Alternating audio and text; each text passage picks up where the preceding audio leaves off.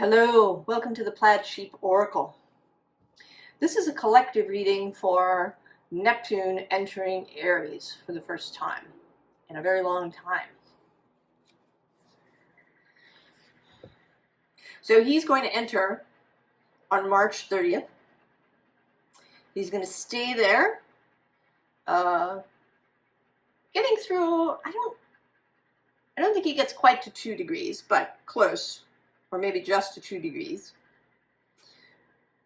And then he turns around and exits Aries on October 22nd. Stays in Pisces, and then returns to Aries on January 26th of 2026. And then he will meet Saturn exactly on February 20th of 2026. But this is about this first entry, a first taste, a first conversation. So he will do that on March 30th. On April 17th, Mercury will conjunct him at 0 Aries. And then on May 2nd, Venus will meet him at about 1 degree of Aries. So he's had some of these conversations. Both of these planets have passed him going into Pisces as they retrograde. So there's been kind of an initial conversation that takes place in the Pisces energy. And then there's going to be another one with Mercury and Venus in the Aries energy.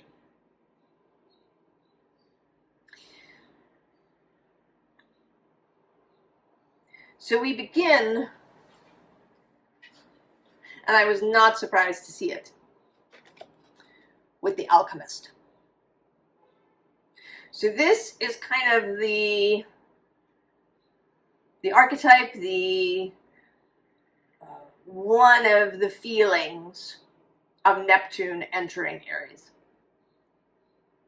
And that's not surprising because we have this Aries-Pisces connection. He's moving back and forth across this border, this water and fire, this, kind of quantum creational space of Pisces, and then the spark of the beginning in Aries, and how these two things interact with one another. So Neptune as the alchemist.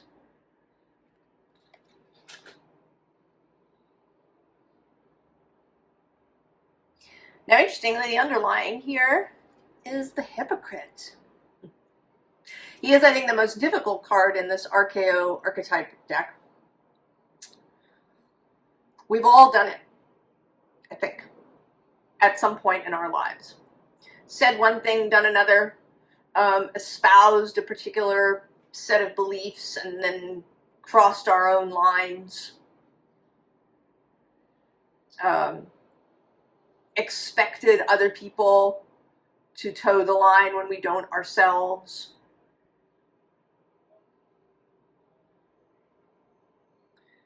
There's certainly a lot of this energy floating around in the world.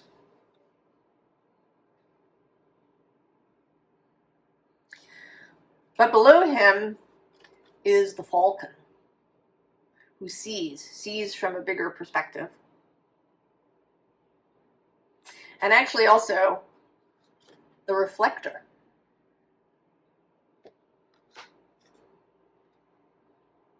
Then the bottom of the deck is the Healer. So this is the kind of underlying possibility.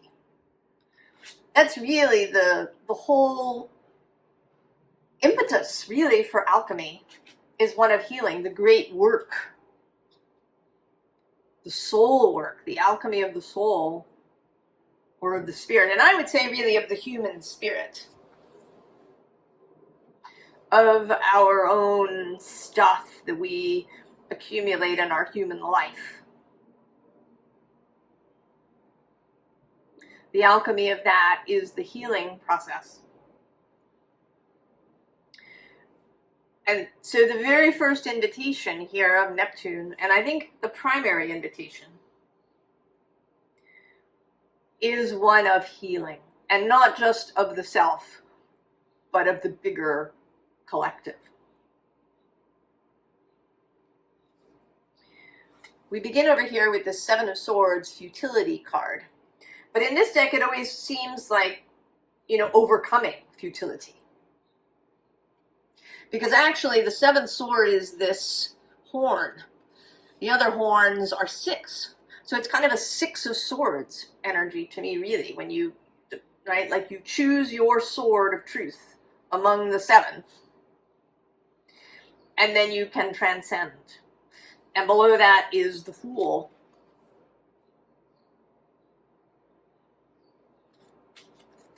And there is too, that's another kind of archetypal feeling here with this transit, because I personally associate Aries with the Fool. So Neptune stepping into this energy of the Fool, of innocence.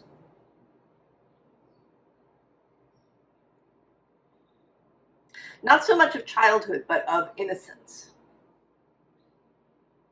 And actually below this Fool is this particular Nine of Swords, where you're coming out from behind despair. Leaving the black dog behind. Emerging. There is an emerging quality to this transit. Right? The Neptune has been sunken, immersed in the seas of Pisces, and that he emerges into Aries. Right? Like stepping onto the shore for an initial look. And below that, I'm seeing just now, is the Lovers.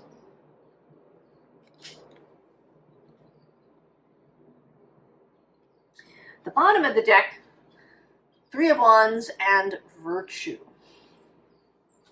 This is the Sun in Aries, where we are now. It is an active principle with the Three of Wands, the first steps of action after that Two of Wands crossroads feeling.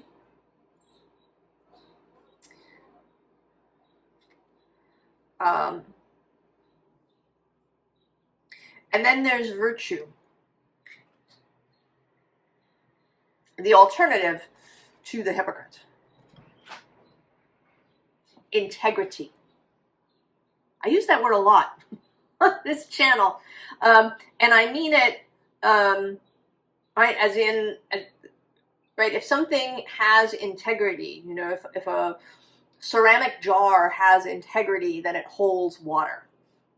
If it doesn't, it'll leak.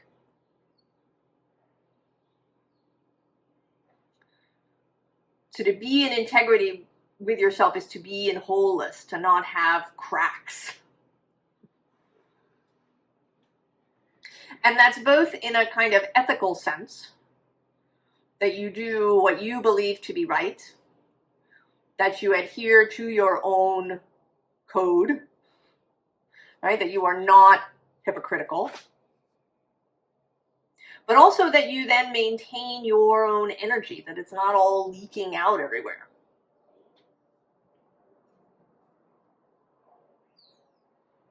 And that you maintain the integrity also of your body.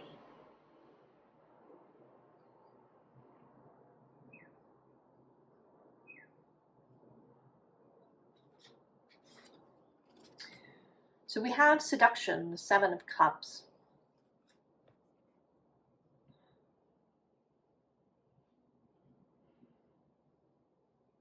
Choices.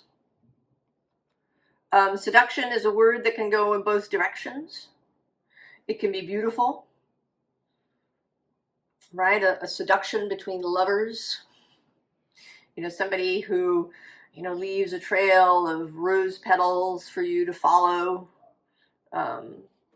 you know, who writes you love letters and poetry, or who, you know, cooks you a marvelous meal. Right, that sort of seduction.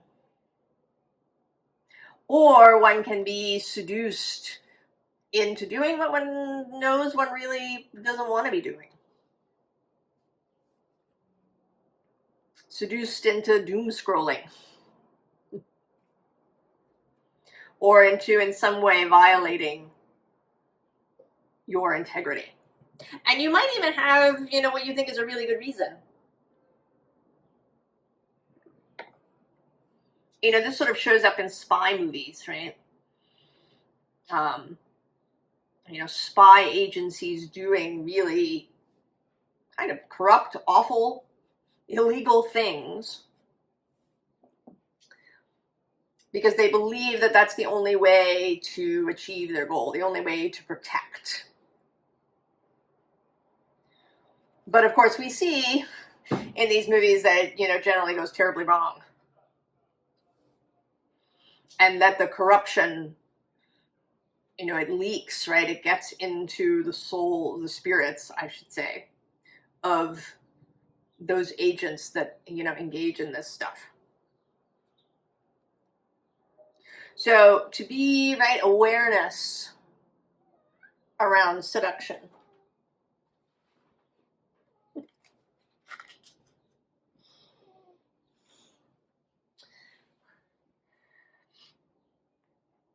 And then we have these two cards. Well, we have three sort of major cards in a row. We have Judgment. Ooh. Jupiter's been showing up a lot here. He passes through on his way to the window where all the birds are cavorting. So Judgment. And this is feeling like a choosing thing. Not on, you know, you're not passing judgment on something. You are exercising your judgment to choose things. What am I choosing? What do I choose to keep? And what do I choose not? I think this time of Neptune moving both through Aquarius and Pisces has created a lot of these choices. What are these choices? You know, this whole world, right, of the interwebs opening up. You know, really just completely. What do you choose? You know, now that you've seen a lot of the possibilities, what do you choose? What are you choosing to keep? Rather than, you know, trying to hold on to everything.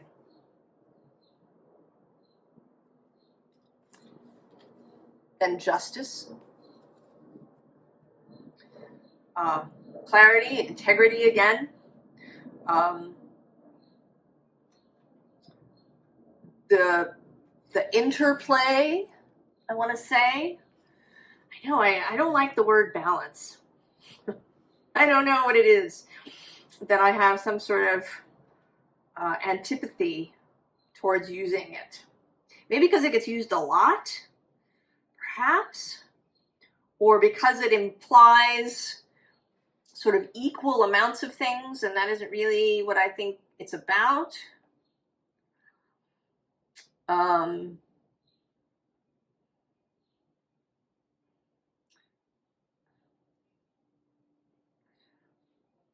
So the interplay between the self and the collective, the interplay between imagination and bringing things into being,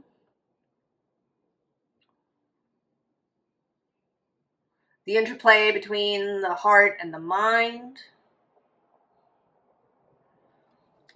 alignment with the heart,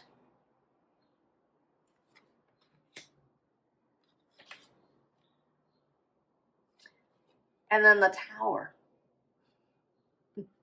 And this particular Tower, with this, what always seems to me like a river. And this, also this kind of combination of water and fire, of blue and red. The Pisces and Aries. Neptune taking this Piscean energy through Aries. And like he's pulling this blue ribbon through the Aries space.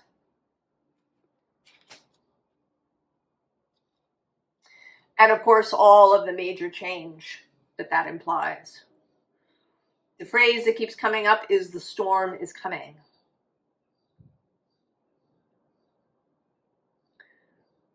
But the nature of the storm is kind of up to you. I mean, not entirely, because it's not just you, but that's a big part of it.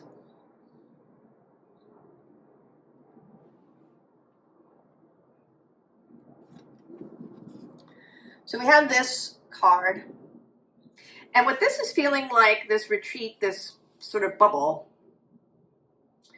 is that this initial entry of Neptune into Aries, see, April, May, June, July, August, September, 6.5 months, 6 3/4 months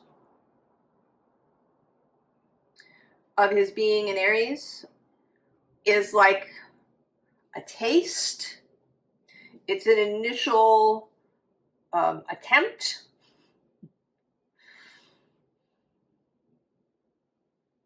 Right? It's giving you the feeling of it before it happens fully.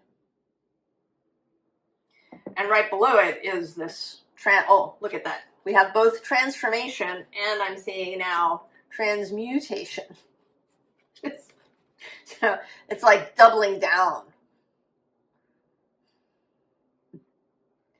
on this.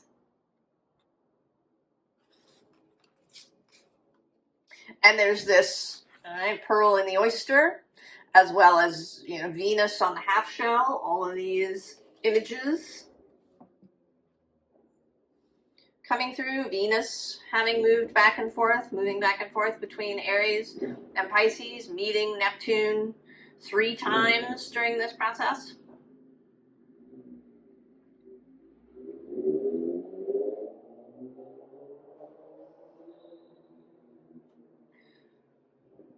So that is also very important. Because we have this wisdom. And I want to say that it's a particular kind of wisdom. That it's a wisdom of the heart. That it is a wisdom of love. A wisdom of compassion, of openness, a wisdom of serving the life force.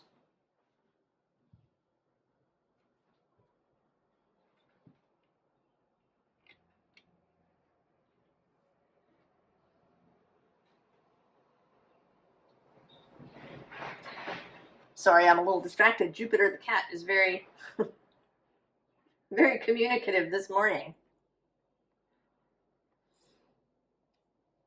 He may pass through here again, we'll see. So we have flexibility. Oh, and there he is.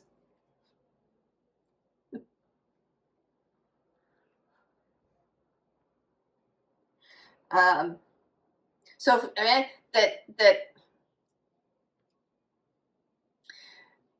there's an energy of flexibility being brought to Aries. You know, Aries on the one hand can be very flexible, right? The ability to turn on a dime, to act suddenly, to, you know, go from standing to 60 miles an hour really fast.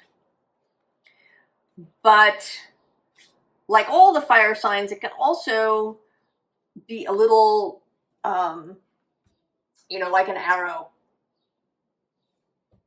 that once, kind of once engaged, it can sometimes be hard to turn. Aries is often known for maybe being argumentative or enjoying being right. I've certainly, in my life, had great enjoyment when I was right. There can be a stubbornness, an aggression about things. I'm going to do it my way. So Neptune brings an invitation to flexibility, to being more open, to being more movable, to being less stubborn, perhaps. Generosity.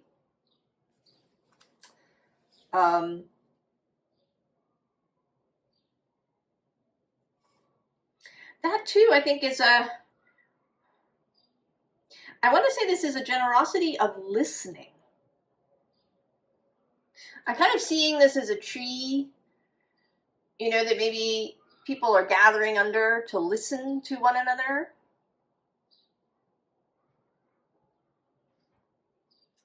Because that's another Aries, can be an Aries tricky spot. Listening to other people, if you're having a conversation, really listening rather than just waiting to talk.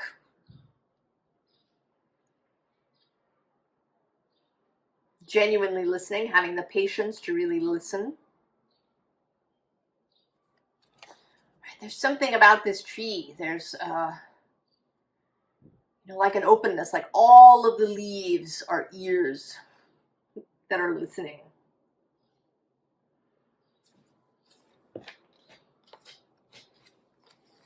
And of course, renewal. Like a spring rain, or possibly a storm that comes and clears the air in a space. I think there's going to be a clearing of both Pisces and Aries energies through both this Neptune and then the Saturn-Neptune association. Saturn will move into Aries later in the spring, end of May, I think. And then they hang out quite close together. And then they both turn around, move back into Pisces, and then come back into Aries next year.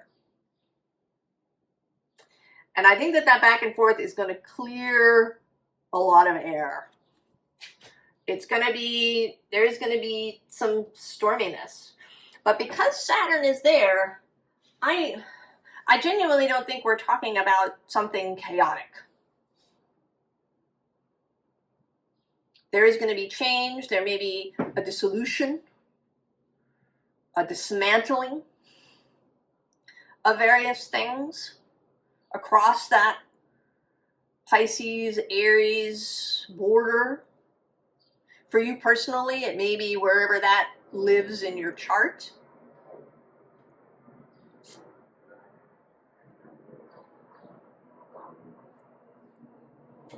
That there will be changes, that there may be an increased flexibility, a feeling of renewal, of new growth.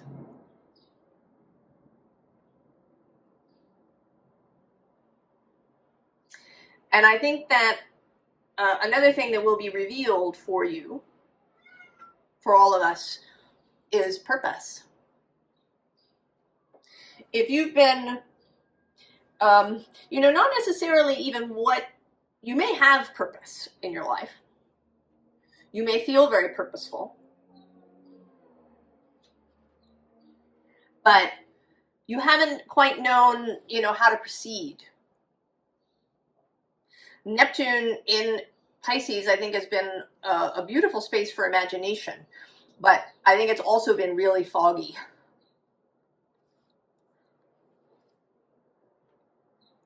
And confused and immersed. Now the door opens. Right? The light, the next steps Below that, well, actually at the bottom we have welcome, right? Welcome into the new space. And then below purpose we have fertility, and actually also beauty. I think that is that Venus energy. That whatever purpose you have, that it's going to be infused with this energy of beauty and love and life force.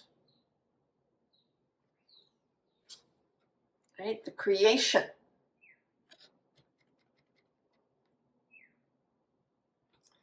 The excitement. I mean, this says accomplishment, the solar maximum, but I think this is, right, enthusiasm. A return of enthusiasm. And a return of focus.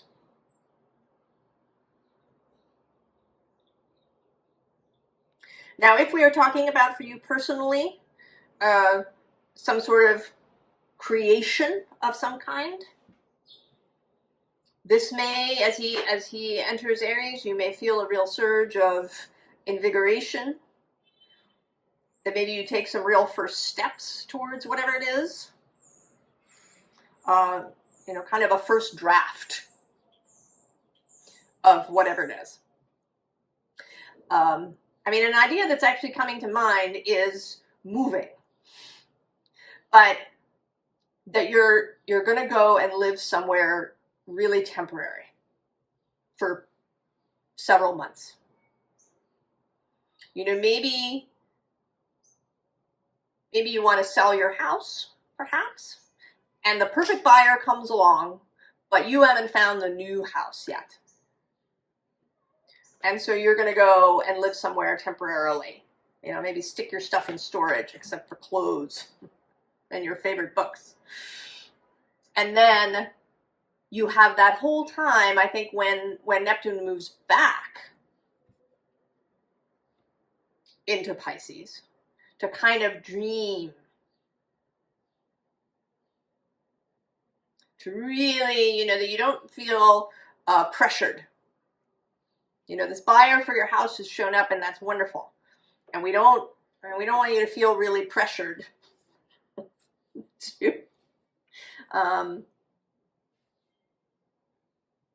buy a new place.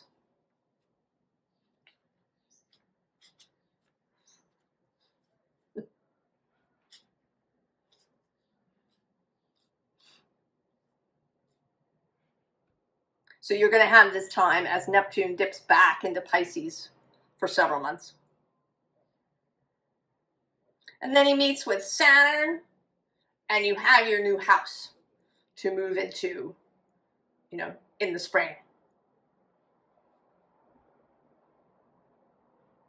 Right? There's a sense of things. I really feel like there's a real flow that's opening up of an action taken, and then a sort of a pause, and then another action ready to be taken come early next year. So I think that whatever this is, it's probably kind of, you know, biggish, right? Selling a house, becoming pregnant, meeting somebody new, or you know, becoming more committed to the person that you're with, and then in the spring you get married or move in together, or, you know, something. Or maybe you move in together during that Pisces. Right now you have that whole Pisces section to consider, you know, are you compatible? Is this good? Or is where you're living good?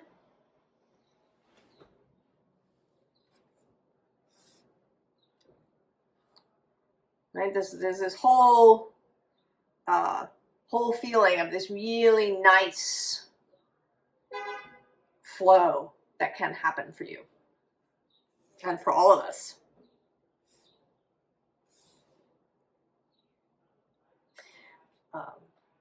I don't even begin to guess, know, think about how this will show up in the public sphere. I'm going to hold a wish for it. 10 of water, right? Beautiful, frolicking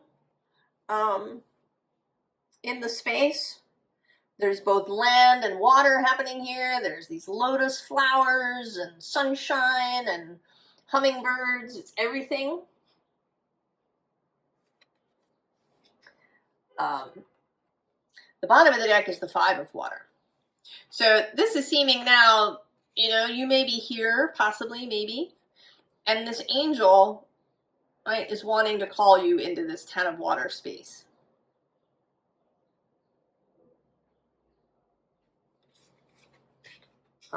The 2 of water is here too. And in this deck, it always feels especially like you and your soul really coming together.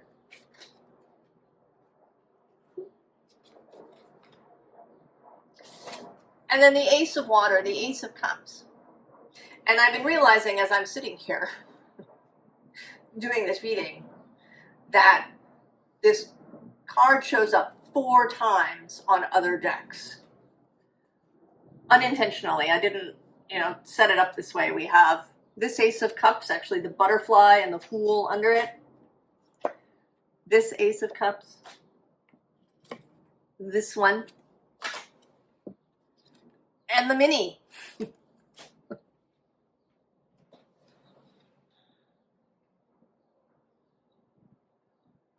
I've been lamenting recently that I don't have a word other than love. I want something bigger. We've, I think we've devalued or over diluted the word love because it's the only, you know, it's the only one we have.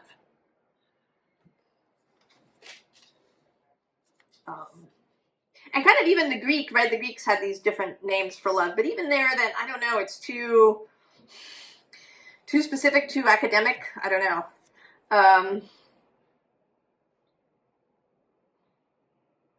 But that, right, love, the energy of source and the life force, that everything that brings the whole universe into being is what is being suggested, called on, offered to us. You know, we have both the 7 of fire and the 5 of fire here.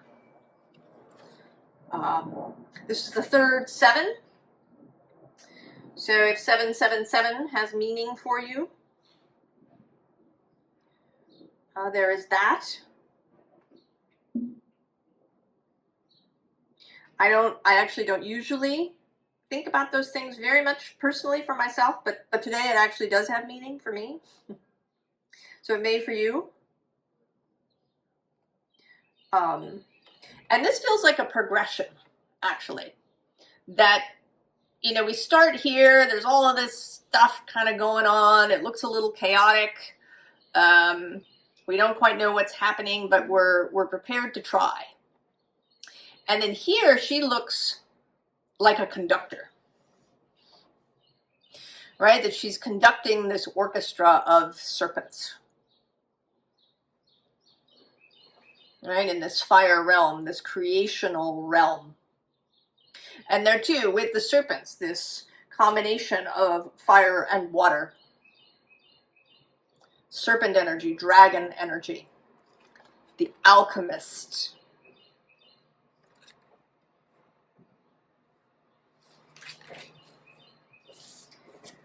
And then we have the Hierophant.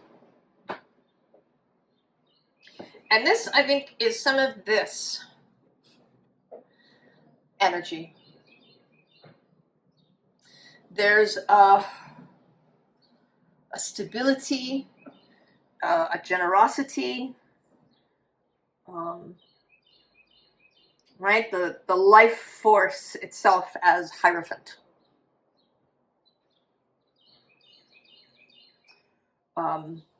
There's a book called The Sea of Trolls, that takes place in pre-Roman Britain, or, well, I don't know if it's pre-Roman, maybe just post-Roman, I don't know. Anyway, early Britain.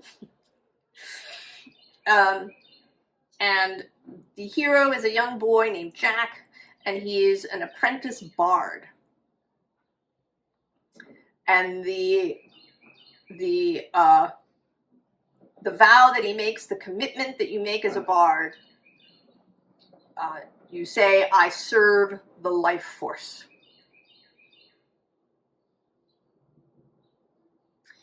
And when I read that book, that was one of the things that really struck me.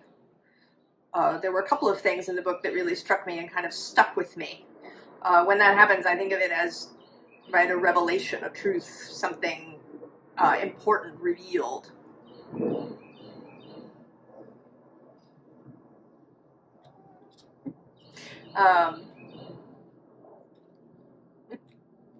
He's really enjoying passing through here today.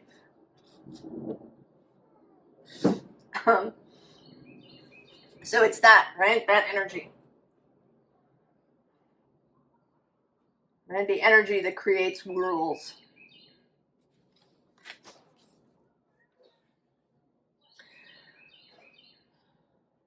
So something in the nature of Neptune, right, for things to be hidden, something I looked for, the 1-7 that didn't come out was the 7 of Pentacles.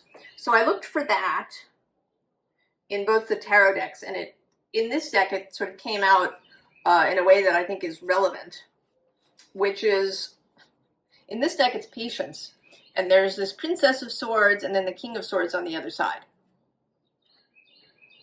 So there's there's a process happening here of moving from the page energy, the beginner energy, the novice energy, to the King of Swords. And that this passage of Neptune through Aries is a learning phase, this initial move. Learning something, learning clarity, learning, really mastering a whole new mindset, internal, mental paradigm.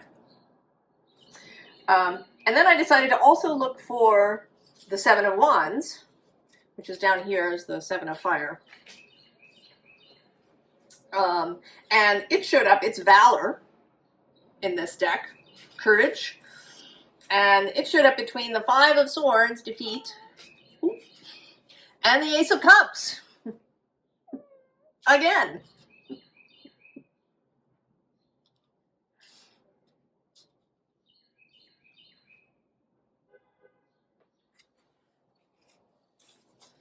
So this Ace of Cups, this love, the courage, the valor, to choose that, to move away from this. You know, and this can happen in really subtle ways. Agreeing with people, even sort of tacitly, that are around you in your group.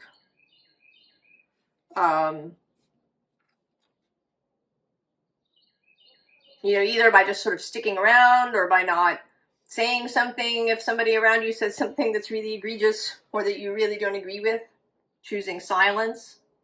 When it's people really close to you that you spend a lot of time with.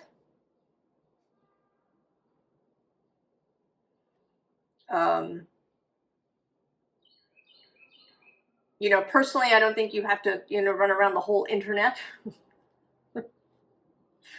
But with the people that are close to you, the people you really spend time with, the people that you're intimate with, do you tacitly agree to things that really aren't in integrity for you?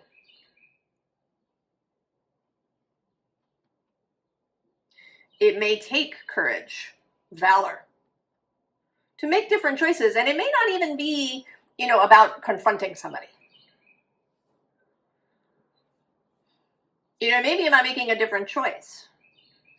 You know, what's coming to mind, actually, for me personally, many years ago when I was in college, I participated in a practical joke on somebody. And I did it, I think, in many ways to kind of fit in, right? To be sort of cool. And later, I really wished that I could take it back, that I could go to the person who was the butt of the practical joke and apologize, but that was no longer an option.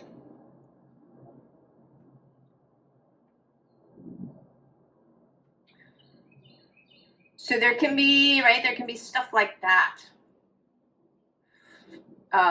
You know, maybe where we go along with something. We allow ourselves to be brought along with something. Another place that it sometimes happened to me is getting caught up in complaining or gossip about other people, right? Because you form connections that way. Right? We form connections about, you know, mutually complaining about the same thing or the same person.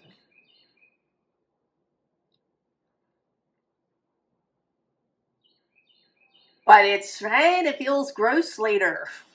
You feel gross.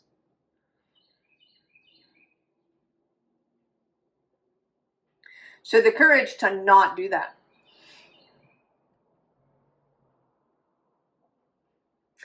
And that brings us to the other thing that I looked for, which was the Emperor.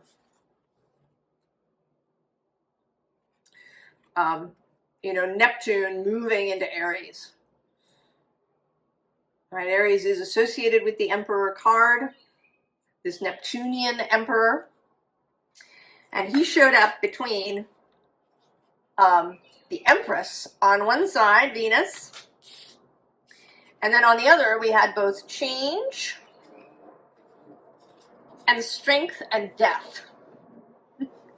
So it's like there's a death, there's this death of something, the strength, the valor to proceed, to change, to take to the mantle of emperor, and then empress, right? To have both within you, yourself, and then to be whichever in relationship. When you find your tribe, your people. Some of you may be more emperorish and some of you may be more empressish. And that you can hold that energy and work together. That there's an opening to become the emperor or the empress. Advice. Formally. The high priestess, of course. With the king below that.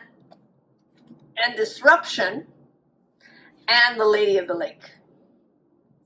Who says absolute truth, courage, self-respect, responsibility. And I would add integrity.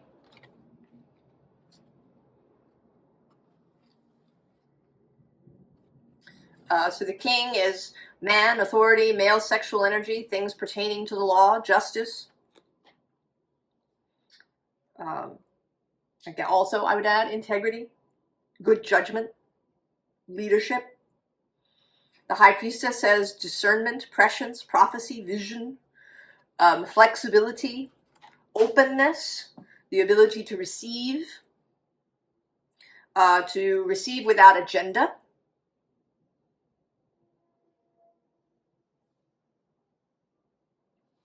The bottom of the deck is love.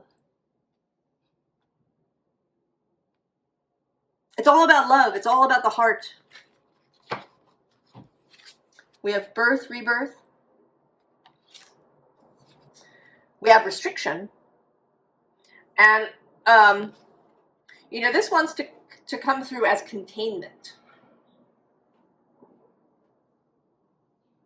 That there are some restrictions, but that can be useful, right? The banks of the river, the cup that holds the liquid. A preparation for Saturn.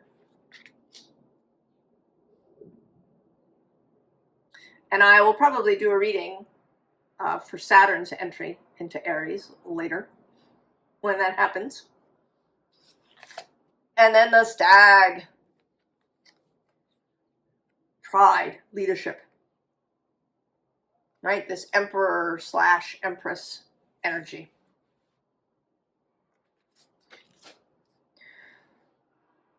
This is an opportunity. An opportunity to test the ground, to do a first draft, or to have a step in the process.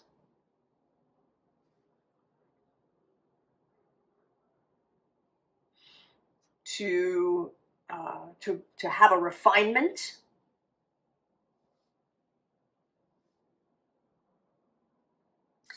And the last card that wanted to come out, and I wasn't surprised to see it,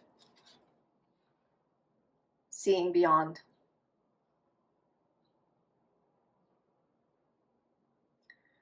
Seeing beyond what has been. The past is not a map to the future. This is an absolute opening into something completely different, if we are willing to see it and believe it.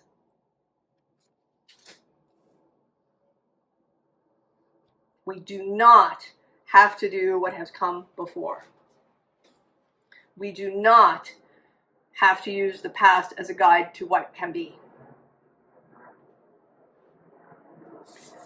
See beyond.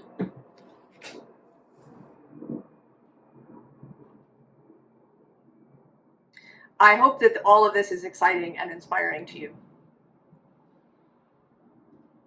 And that you will really take advantage of all the opportunities that may show up for you through this period.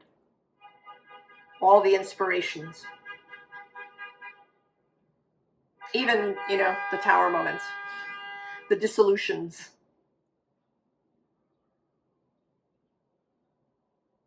I wish you the very, very best. And I will see you next time. So long.